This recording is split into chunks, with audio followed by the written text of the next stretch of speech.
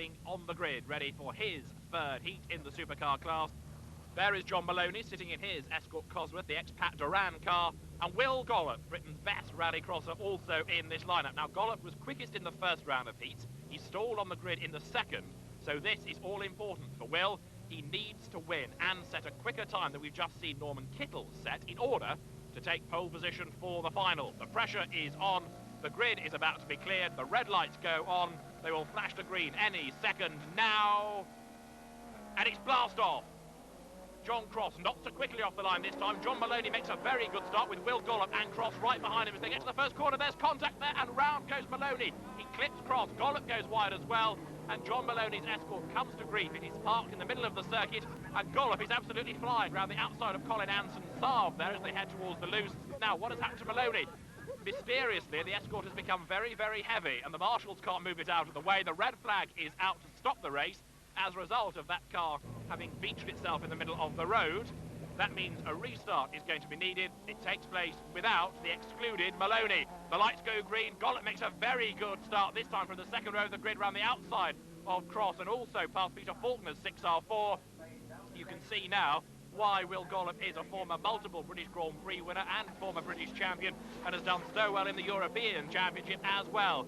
He really is the class of this field, and they're going to have to work some in order to beat the Peugeot 306. It's a four-wheel drive turbocharged car, and Will Gollop, delighted to be back in Britain. This rejuvenated championship has seen him forsake Europe, partly also because of rule changes abroad, and come back to Britain, where he is very, very popular and very successful. Back on the power, Will Gollop heading towards the line, but the marshals preparing a 10-second penalty board. Even though Will Gollop is going to win, he gets a 10-second penalty for jumping the start. Well, you beat that lot by 11.5 seconds. Perhaps I would just go when I want to. But I think the spectators are anybody can judge for themselves. I had the corner, I had the lead at the time, you know, and we were going for it. But that's racing. 10 minutes time I'll be cooled off and quite happy to try and get back out in one of the finals and do it then. Surely he calls the red flag, not you. I was shattered when I was told that I was being excluded, but then it dawned on me, if somebody can cause a red flag deliberately and the rules are there, I don't make them, so I went in, I have to accept the rules. It's very unfortunate, but that's the way it is. He definitely caused it. Yeah. I was stranded in the middle of the track, couldn't move, but then I was deemed to have been the actual cause of the red flag, and they're the rules, I can't argue with them.